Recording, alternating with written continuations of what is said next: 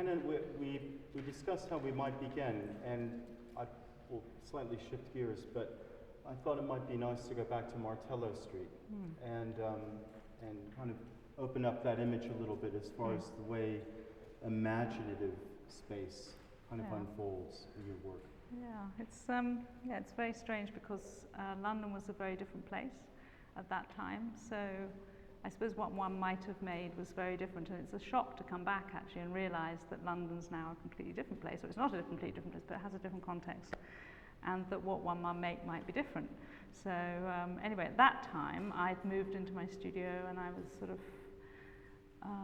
I guess I was enjoying having total freedom. You know, nothing was expected of me. I was 26, I think, and I was sort of just wandering around, taking things back to the studio and playing with them. And actually that image, the thing about that image is that it's twice the width of my studio, so actually it never existed as an image. It's not something I photographed. Actually what I did was take all the cardboard, sort of arrange it in one space, take a photograph of half the space, and then put it the other side with the cardboard in the middle, and then make a picture of it with the letters. So it was very close to a painting because it didn't exist as a photo. It was not a thing that was photographed. It was various things that were photographed and then put together.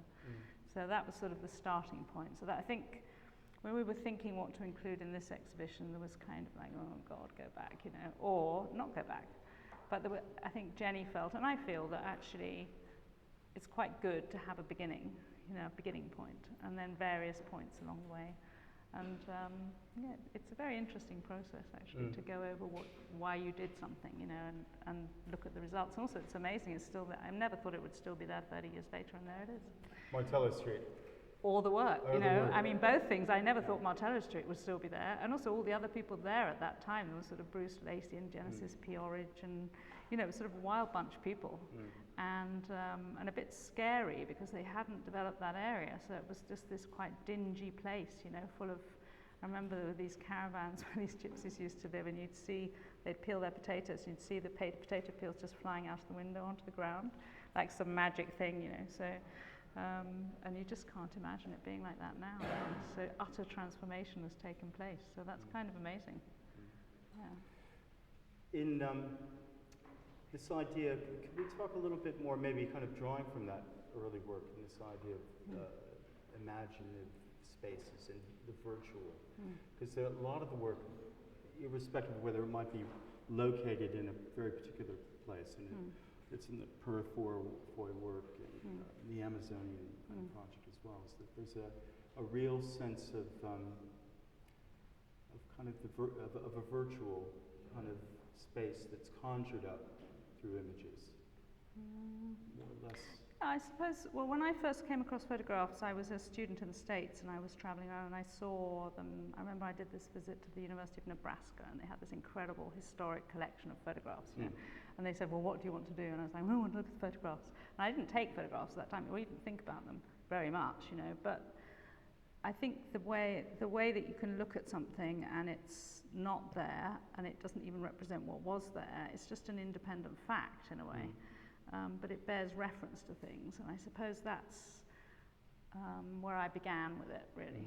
And I think, and then from then on, I suppose now it's much more complex because of digital imagery, so you kind of, you know, already everything is virtual before you begin.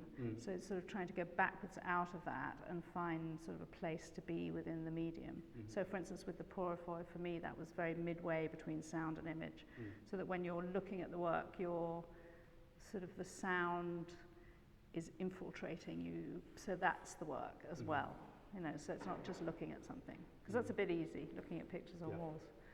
So it's sort of making it a bit more difficult.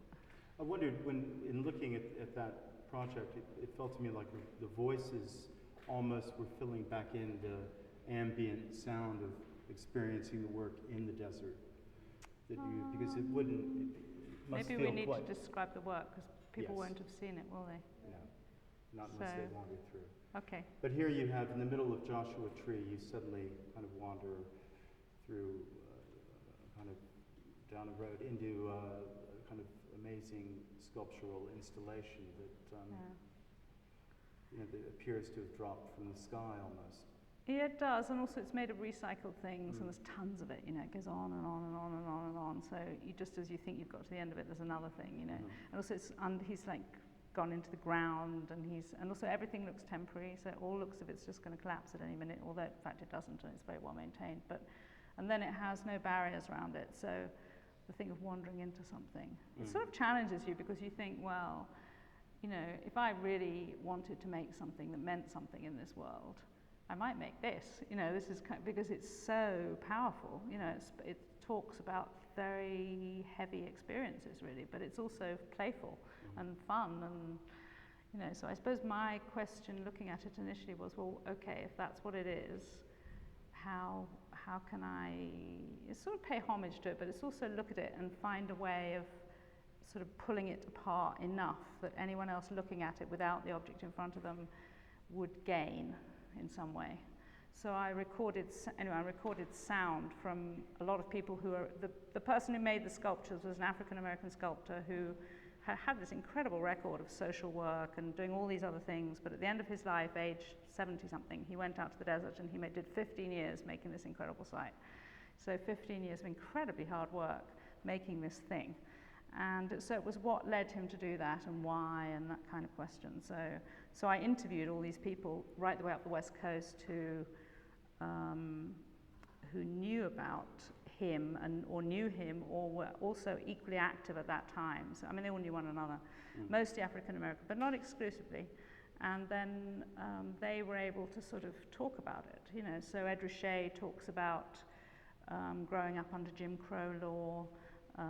Early Black Panthers talk about, there's one of them that talks actually about a photograph, which is Jet magazine, you know, that there was this, Emmett Till was murdered and they had an open casket funeral in 56, 7, somewhere around there.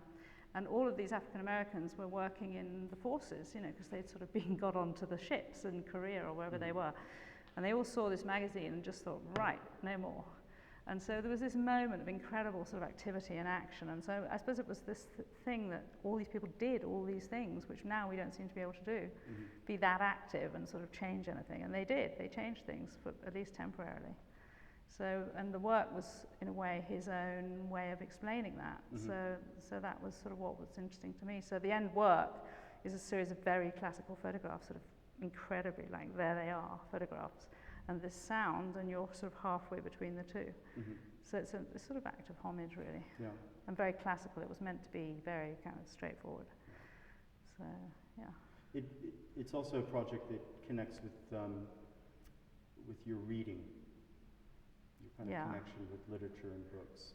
Yeah, I read. I look at books, as lots of people do. And I was brought up with lots of books. You know, my mother was an editor for Penguin, and so I was brought up with the book was the thing, not art.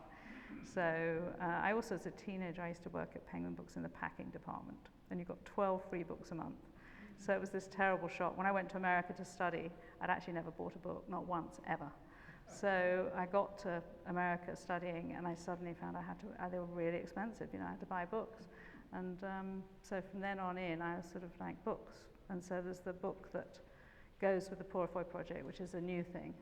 That's actually, that's my first sort of book that's a book, you know, that's sort of about a book. So Walker Evans did a study, well, it's not a study, it's a collection of photographs, 12 photographs, and it's called Message from the Interior, and it's a very famous photo book. It's big like this, and we have it in the vitrine out there. And it's this selection over 30 years of 12 photographs. And the photographs cover, well, what do you think they cover? They cover a very formalist engagement with vernacular kind of America, and going from the FSA on to... Yeah, but it's a huge range, isn't it? So it's someone's bedroom, and it's Robert Frank's house, and it's a church in the South, and it's all these things. So I sort of thought I would sort of turn it on its head, and so I've done a copybook that's exactly the same as the original, as near as I can get to the original book, and then in it are the Purifoy photographs. And then we didn't have room in the thing, but I've written, the original text is John Sarkowski, so it's the Museum of Modern Art, very sort of homage to documentary photography of a certain type. And so mine is it's a homage to engagement, I suppose, is what it's a homage to. So that's in the vitrine, and that's the latest addition to that project. So, yeah. And that project will perhaps even go on into another kind of lots of ideas. Lots of ideas. form. You could go on forever. The thing is, I don't really stop projects. That's the thing. So I'll start something, and then I suppose I could just keep going. And it might emerge again 15 years later. You know, I might do something and then leave it, and then 15 years later, suddenly something will happen that means that I then go on with it. But I see something that actually reminds me of the original project, or maybe there's, you know, in a way, I think it's a bit surprising to me that some of the earlier photographs are really, really close to the recent ones. You know, there's not that much of a gap, really, which could be seen to be incredibly boring. Yeah. I wonder how. I wonder maybe it's forcing the project from the Amazon onto the earlier work. But I wonder how, in a sense, particularly in some of this earlier work that surrounds us now, if they didn't have a kind of if they're in their making, there wasn't some aspect of a healing kind of use of the fragment. Well, the thing about making, when I first made prints, the thing about it was it took so long, because it took, I mean, to make that print was 2 full nights of projecting the image, and then it was, you know, the enlarger wasn't very powerful, and I could only work at night because I couldn't black out the space enough to do it any other time, and I'd put these strips of paper up, and then I'd, you know, be in front of the enlarger playing. So it was all sort of very handmade, you know. It doesn't look as handmade as it was actually, and then, so I suppose that gave you time to think about what it was that you were making. So you could kind of keep including more things. And I think one of the reasons they're kind of quite sort of calm in a way as pictures is because of that, because they took so long to make. So, and I think I've replaced that. So say the picture that's there, which is a picture of Nelson Mandela's home when he was a teenager. So I travelled in South Africa to where that was, and I wasn't actually intending to photograph that at all. I was intending to photograph something else, but that didn't happen, and I ended up here. And so there's something about the journey to that place which is almost the same as being in the darkroom and thinking about things, you know, that you have all this time to think. And therefore, whatever the references are that you've been, you know, I suppose by the time I got to this place, I was like, well, he lived really a long way from anywhere. You know, that was the first thing. It was 5 or 7 hours journey over a dirt road to get to this place. And then he didn't live near his family, so he lived away from his family, this other tribe. So there was this thing that the place where he lived as a teenager wasn't the actual place he came from. And then there was the fact that it was this incredibly humble hut that had been turned into a national monument, which didn't mean anything, because actually they still slept in it, and there wasn't anything extra, and there was no notice, and nobody ever went there, or, you know, just had this thing that it was a national monument. So I suppose the journey sort of pushes into the image more somehow. I don't know how it does it, but it does. I suppose it's what's outside the frame. So it's sort of not what's in it, but what's outside of it. What did it feel like to be in Mandela's, in the bedroom? You know, I mean, what did? Well, I always imagine sleeping in places. You know, I always think, well, you know, if I was sleeping in here, what would I think? Or what was it? It was green actually, and actually, I was actually doing this exhibition that David Camden curated, and I did a colour version, a black and white version, but then the black and white version somehow disappeared, and we only had the colour version. And so I turned the colour version back into a black and white, you know, it sort of went through various stages, but it didn't feel green, you know, it felt like a very dark place actually. So I suppose it felt like anger was building up, you know, and actually you could really see why, you know, and I suppose that by exposing myself to it, I suppose I did have some sort of way of feeling it in some way, but perhaps, you know. Yeah. I don't think I'm a very professional photographer, and I don't go there with the right kit or anything like that. You know, I've sort of just about managed to get the next shot. So I think it's the experience, not the negative. The negative is there, but that's just the end product, really. So. Oh, this kind of sense of reflective travel. Not, you know, you're not Hannah, you're not in any sense a kind of itinerant artist, kind of. You're wandering about in search of kind of images, but it's very something we're struggling to hear at the back, especially when we speak, Hannah. We want to hear so much what you're saying. Okay. I wonder if you could direct. How about that? Okay. Yeah. Yeah. Reflective travel and as a kind of almost a mode of reading. Just trying to sneak back to books a little bit. Is that something that you're actively thinking about in the kind of in the making of images for these? Is there some sort of condensed kind of aspect of that, a kind of readerly activity of space? Well, I spend loads of time in my studio actually, tons of it, especially since I'm back in London. Sort of see my studio as sort of almost like where I live in London, you know. So, but even though it's kind of quite uncomfortable actually, but it. In reality, the journey is a very short space of time compared to the overall space that you're making something. So I suppose it's amazing actually that you could sort of maybe, I mean I've just done this project in Japan and I was away I did 4 2-week trips, and actually that work will probably go on for 2 years out of that period, you know. So that period is very intensive. You don't really realise at the time because you're removed from all these other influences. And actually, I can't even read a book when I'm travelling. I don't do anything. I'm just there, you know. So I suppose when I get back, there's all this material, you know. So it's quite, and some of it's relevant and some of it isn't. So, and then it becomes something, whatever that is. I mean, the Purifoy actually, I used every single negative. There was not one image I did not use in the final work. So I knew exactly what I wanted to do with that. But that was, you know, I went and I spent this weekend staying at this house. And so that was very much about being in the place for 48 hours and not really leaving it. And actually the amazing thing was you'd sit on these sculptures and there'd like be a rabbit that shot out, or you know, you sort of got this sense of life in the desert by being there. And I think it's weird because it's reflected in the image in these tiny things. Like there's some of them were shot at night, so you get these massive movements. You think the cactus are like these rigid things, but in reality they move like crazy, you know, in the wind. So with the long exposures, which are nighttime exposures, have, you know, these wild moving things in them. So it's actually quite, and that you would never, it just wouldn't have happened if I hadn't sat there. So, and actually the sound guy that I worked with on the soundtrack, he was in a bit of a sort of funny crisis when we made this work. And I think it's a place you go and have a crisis because it's quite eerie, because this guy also died, you know, from at the end of his life, at the end of this 15 years making this incredible work, he burnt to death in his trailer, so it's quite heavy.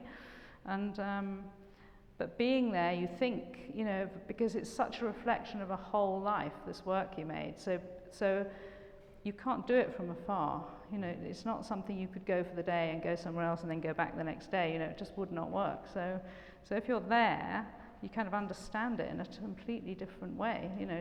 It's incredibly lonely, which I hadn't realised that it was that lonely, you know, that the Imaginative spending 15 years there was sort of completely beyond me. When 2 days there was enough, you know. And then the guy that did the sound, he went there to record ambient sound, and he was very willing, and then he came back, and actually at the time his marriage was in deep trouble, and he went back and repaired it all. And I think because after it's that quite experience, I think so, because you really confront, you know, it seems gentle when you look at an image of it, but when you confront somebody making something about lynching, it's incredibly heavy, you know, and life suddenly seems incredibly fragile, you know. And it's also made more fragile by the fact that you're sitting in the desert where everything's moving all the time, you know. And it's quite, you know, so that's sort of, and I think that imagery wouldn't exist in that way if you didn't do the experience. You know, you can't do it any other way, really. So the travel's sort of part of that, really. Yeah. And actually, when I did the interviews with people, most people I went to visit, they're very old, most of the people on those interviews. So there's an artist called John Outerbridge, who some of you may know, who's a fantastic artist, you know, and he was maybe 85 or 86. So I went to I'd had real trouble getting an appointment with him because he was ill, and when I got there, he was just this fantastic person with tons of stories and incredible about his opinion about the world. And he says these absolutely amazing poetic things about, here's my heart, you can just have it, you know, and kind of these very strong things. And but Ed Ruscha was very busy, so the way we organized to do this interview was via this sound deck in San Francisco, and I was out at the desert house, and we did the interview by phone from the desert house, and he was in LA and the sound recordist was in San Francisco. So we started talking. She said, well, where are you? Are you in London? Are you going to the house? And I said, no, I'm there now. She said, oh, great. Well, you can, he started telling me all about this area and the things and what he thought about it. And, so I suppose space and time, it's very odd when you make work. It doesn't really kind of add up as a thing. You just kind of make it add up in the work somehow, if that makes sense. It does. I mean, it comes closer to what I was trying to get at through the virtual. Rather than a kind of digital virtual. The construction of an image through a reading of a place spread over time, maybe even when you're not even there. Can we talk a little bit about working in the Amazon? Yeah. I mean that must have been a kind of psychotropic experience in and of itself. Well, the work in the Amazon is very much continuing. So this is sort of stage one, and it needs about 3 stages, I think, actually, so to really make the work. But so this is the first stage. I had a retrospective in Colombia, and while I was there, they were very generous, and they said, well, where would you like to go? And I said, I'd like to go to the Amazon, of course, And so they organised it all, and they found a guy from a tribe who could be with me. And so we were on the main Amazon River, so it was this huge environment, and very kind of overwhelming, actually, and also quite misery-creating, actually, looking at sort of destruction, because you're close to civilization there, so you see, things somehow. And also it's quite dangerous, actually, because of the war, and so it was all very weird. Anyway, we were walking through the forest one day. There's this sense of disorientation the minute you're in the forest, and especially if it's you and one person, because you don't know what's behind you, you don't know what's in front of you. You have no sense of physically where you are. So that was part of my interest, was that it was sort of disorienting.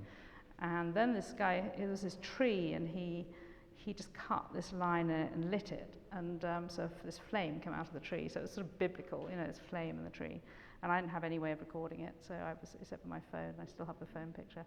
But I sort of thought, actually, that's, for some reason, he could pick any number of plants, but that was much more amazing. And I think it was to do with such a basic, that he could just get anything he needed from the forest. Need light? Here's the light, So, and that was kind of quite, and he'd gone through this tribal guys, travelled with him for 10 days, and he'd gone through some crisis, and we talked a lot about it. He'd stayed in some isolation place with a shaman, and we talked about shamans. So I started to think, okay, well, I'll come back. So, and I went away, and then I had to raise money, which was difficult, and I sort of thought I would do some work about how the forest can sort of be this incredible thing if you understand it, and if you don't understand it, you have no language. So it was about language, really. So anyway, they found me another shaman, a young guy who was displaced by the war, so he was somebody you'd never normally have access to, but I did. And we travelled to visit somebody near Makoa, which was actually where William Burroughs had taken Yahe. And so it was a famous site. It was also been taken over by the rebels, I think 4 years earlier. So there was this weird sense about the place. It was like it was a town in the Amazon, but it was very strange. And then we went further and went sort of near to Ecuador, and we ended up in this camp with this tribe, the Kofan tribe, who were in various locations. And this shaman who was 90, I stayed. You can't stay with them. It's very kind of protected, the status of somebody who's medicinal in their culture. So I stayed in a camp, which we've got a picture of. And I went around with him every day, and I just took photographs of the plants that he pointed to. So he would sort of say, well, we use this for our stomach, and I'd sort of take a photograph. So it was about him guiding me and me taking, it was very fluid and not... The process of making the images wasn't how interesting an image you could make. It was absolutely not about that. It was about documenting somebody's engagement with their surroundings. So, and I could, actually for the first 2 weeks or something, I really couldn't, he'd point to this plant and that plant, and I couldn't see the difference. I just could not. And then one would have a more razor edge, or one would be a bit smaller, or another one would have an amazing color, but I couldn't see it. And then after about 2 or 3 weeks, it was like, I get it. Everything is different, everything. And they would cut their way through the forest, and you'd have a plant this size that they had grown over 5 years, and they'd kept secret. So it was sort of like a garden, this incredible garden. So the work is a documentation of that, but it ended up, of course, with them insisting that I took the hallucinogenic that they take. And so that was the other side of the journey, was this mental journey under the effects of the hallucinogen, which I've taken a few times actually, but this was the penultimate and incredibly powerful. So one thing was the physical journey and nature, and the other thing was actually how nature and human beings physically interact. And that was really interesting because, you know, we all take drugs of one kind or another, and they're mostly chemical. So this was really, you felt like you were drinking the tree itself, you know, very much the tree, you, the shaman. And at night, so it's black. And then you just have this incredible journey over many hours. So, and it does change you, you know, so it does. It changes. It stays with you. Yeah, sort of, yeah. Yeah. So, but it's very, you don't remove yourself from life, and you can't move. You're glued to your position for about 8 hours. So you can't get up or sit up, or you can just be sick and then lie there and see some more visions. But I suppose it was like the opposite to the physical thing of examining the plants. You know, examining the plants actually, you know, they kept appearing in these visions. And actually, the power of these plants became apparent. You know, you could sort of see their power, and it's a really odd thing.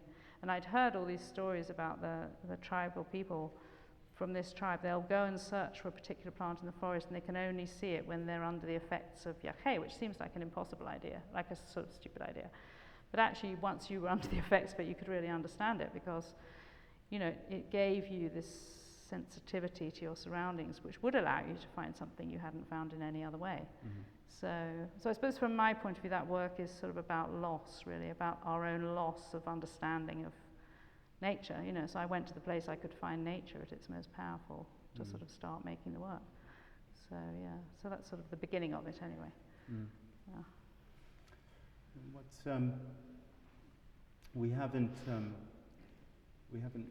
talked about Poland, which is kind of oddly something that we share, even if I misrecognize the cemetery as being from Łódź, and it's actually from Warsaw. Yeah. What was it? You were in Poland or in Eastern Europe at a very particular time, kind of conjuncture of change. Yeah, it all seems to happen. I don't really sort of try to design it, it just sort of happens. I always think I can, and actually it's really strange. The Porifoi, for instance, happened, you know, I got interested in that work from going there, and then I went to see a curator called Franklin Sermons who was in Texas at that time. And he said, oh, I'm really interested in him too. So, and actually there's a Porifoi exhibition, the first one in 30 years is going on at LACMA in LA at this moment. So there's I think these things, this sort of serendipitous, isn't it, sometimes? Anyway, yeah, Poland. Well, my father was Polish, I suppose, and I didn't know anything about his background, so I suppose some of it has to do with that. But I'm not quite sure which bit. It's probably more to do with the East all came tumbling down to a certain point, didn't it? So you could sort of go and look at things and be in place. And I had an exhibition in Ujedowski Castle in Warsaw in 1993 or something, and I remember this thing that we were hanging these works that I'd made in Istanbul actually, and they didn't have any paint for the walls, and they couldn't plaster the walls, so we had these big holes in the walls. So we would hang the works over the holes to stop you seeing through the holes, you know. So they were sort of like sheets over the holes. Right. And I sort of thought, okay, well, I could maybe work here, you know. So I did these journeys, and I just the woman at Ujedowski Castle always sorted me out with someone to go with me, and then we'd just go somewhere and be there and look at things and be in places, and that sort of was the work. But and I think what we thought about with this exhibition was that it would sort of be fluid, so there would be connections in different rooms between things. It wouldn't be a room and then another room and another room. So there's another work that's connected to that series in the room with the Amazon, which has to be the most weird combination ever. But somehow works. I mean, well, it's got lots of connections, but so that's the two from that series that are here. So. It's a road leading to, bending road leading to Auschwitz. Or Auschwitz. Yeah. Well, it's nature, you know, it's the power of nature. Yeah. So, yeah. So I suppose Poland was different then. I have thousands of negatives actually that I've never printed from those works, and actually it's really strange how I did an exhibition at the beginning where I maybe made 15, And then recently I was looking through, and there may be 25, so there were 10 others that I maybe could have been works and weren't. So it's strange, the process, because the shooting something or making an image of something is just the beginning of it. You know, it's not the end of it. Mhm. It's certainly not the bit that you see at the end. So it's just a process. So there's all these different processes, which I think is what works for me about making photographs, actually, is that there's a whole series of processes, and each one liberates you from the one before, or enhances it, or denies it, or has some other relationship with it. Yeah. So we should probably talk a little bit about film, even though it's kind of not Not much present here. through its absence. But, how does it feel to be working through in making film? I mean, as someone who engages with the photograph as from a kind of painterly, sculptural kind of starting point, how does film behave for you? I really like the team thing. It's really great. But Team sports have more pizzazz. I think the thing about it is, film is quite chancy, isn't it? Because it's sort of hard to know how it's going to work out. Impossible, really.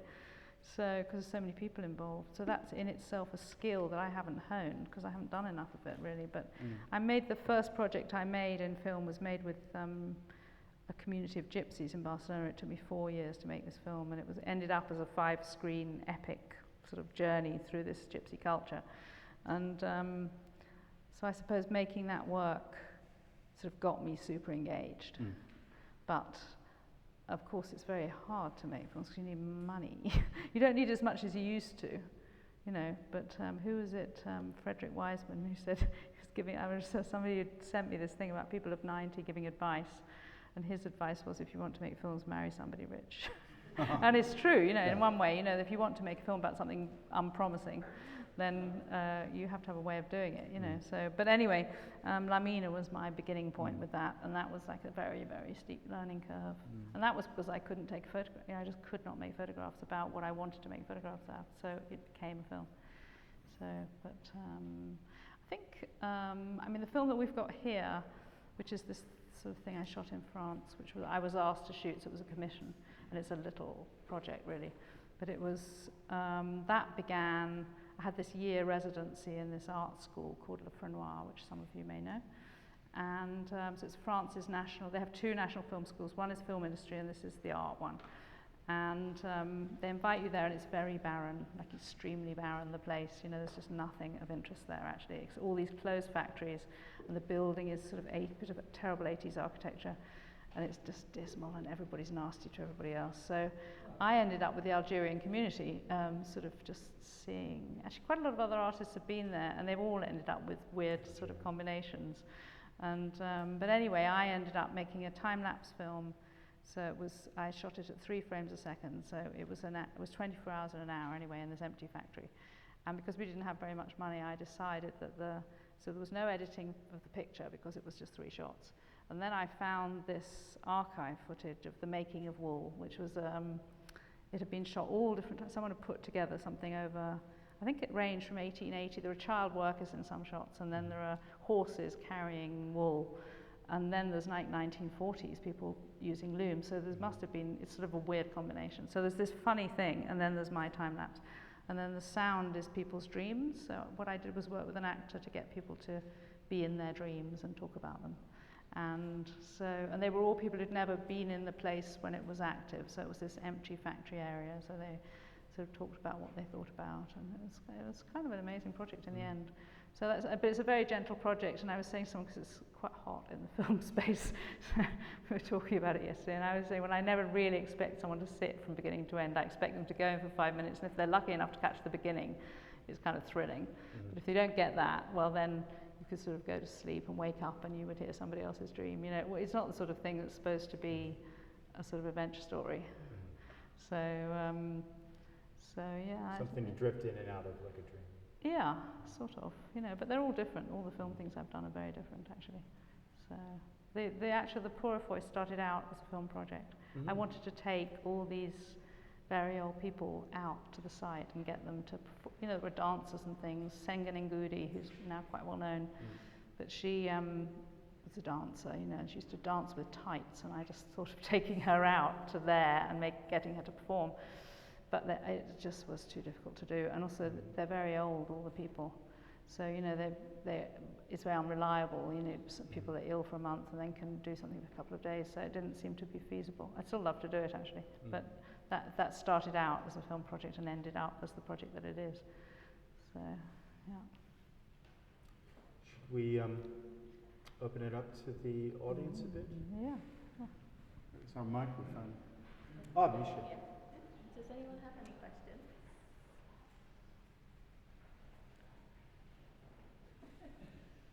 No. Oh. I'd like you to talk about something we can look at. And I've been sitting here, looking at the picture behind you, whose sort of focal subject is the poetic image of the violinist. But what has hypnotized me all the way through is what those feet are doing to that mattress. And I just wondered if you could tell me what the picture's Can I about. explain it? I think all the pictures I made at that time were very much combinations of circumstances, and they often weren't compatible. So it wasn't like I was trying to make a picture of one thing. So actually the mattresses, my idea about the mattresses was, I used to go to the filmmakers co-op, and they used to give you a rather horrible old mattress to sit on, you know. So there was this sense of sort of looking at something on these mattresses. So it was, in that sense, I think it was of its period. So then I wanted a room full of mattresses, and then I used to learn the violin. And so my person who used to teach me was a sort of punk musician. And so I sort of, I think at that time, photography was very much sort of escaping from every possible, you know, you want a picture of one thing, I'm not going to give it to you. You want a picture that you can read, I'm not going to give you that either. So you want someone with shoes on, take them off. You know, I was kind of completely rebellious. So actually, you know, the violin thing doesn't go anywhere, and she's not really playing to anyone. And so it was just, I borrowed the mattresses for a day and returned them. So, so it was, I mean, it was about communication in one way, or non-communication. But, and maybe it was about, also at that time I didn't really know what photographs were, so I sort of thought of them as these very uncommunicative things, and so I'd ended up in a medium that I wouldn't and couldn't communicate, so I was sort of quite strongly trying Shooting to... in the dark? Shooting in the dark? Sort of, yeah, maybe, yeah. So, I mean, they were all very carefully lit, actually. I had whole setups in these things, you know. And also then, you couldn't really control printing and things the way you can now, you know, it's a very different process. So, but I think they're sort of compatible, actually. I don't really see a problem with the past and the present in that sense, you know. There's only a problem if you see it if you see perfection as being the aim, then there's a real problem. But if you are not interested in perfection, and you just want to find a way to express something, well then it doesn't matter how imperfect it is, or how it doesn't read or doesn't add up, or, you know, it was just freedom to me at that time. And also the thing about it was you couldn't make a perfect picture because, you know, you're sticking strips on the wall, and I was developing in baths of chemicals, and so now I could. And actually there are some pictures that I made then and couldn't print because it was just too difficult to print them, and now I can print them. So I think time and images is a funny thing, you know.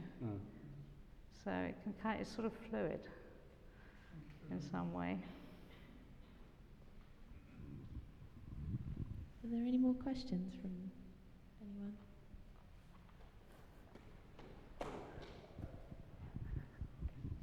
Hi, Hannah. I just wondered if you could talk a little bit about the sense of the sort of itinerant, you know, being Jewish, whether that is conscious at all for you? Well, in one way I'm not Jewish, because my father was Jewish and not my mother, so that's one thing.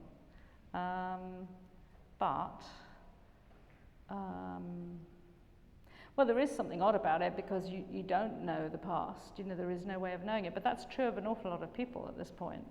I think it's quite useful, I think, because it sets you free in a way. You know, you don't have to obey some past that you didn't have. So, and in my case, I really didn't have it. You know, my father was just definitely not there in a way. So, and I suppose if I looked back at it, I would think, well, there were all these relatives who weren't there too. You know, when I went to Poland, it's also true that my father did come from Poland, and my brother, for instance, has felt driven to look for what happened to our family in the past when they arrived in England, where they lived. He has pictures of it, and I never felt driven to do any of that. But in another way, I suppose that somebody else is interested in doing it makes me think, well, I must be just organising it a different way, you know. Might make you quite mobile, I think. You know, you're physically mobile because you're not tied to something. So that's sort of quite good. Although my mother's family came from this island in Scotland, and actually, you know, that's a whole other thing. You know, that's sort of very, very different. So I'm not quite sure, though, once you're grown up, what that means, if anything. Sometimes I think it doesn't mean anything. You know, that you have a childhood and then you have an adulthood, and then, you know, you can separate yourself quite a lot from where you began. You know, it's quite interesting in one respect. But yeah, itineracy is definitely in my work. So how it got there, I don't know. Yeah.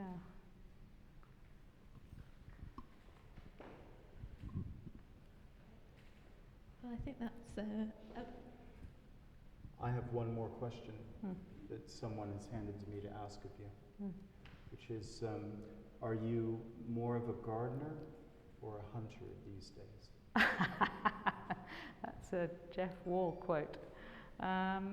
Well, I would say some images are gardening and others are hunting. Actually, somebody asked me about, because they wondered about the title for this work, which is called The Hunter's Space. So that's definitely a hunting photograph. But there are other pictures that are very much about gardening, you know, so I think I never was quite clear in either category, actually. I'm somewhere in between the two. I mean, some people who make photographs are total hunters, aren't they? You know, they're just out there hunting, you know, and some are gardeners, and I'm sort of one of the, you know, a forager. Hunting and gathering. Yeah, hunting and gathering, yeah. Oh, another question? I just want to ask you about time. Yeah. Something that you've mentioned often this afternoon, and a lot of your work seems to be held in time.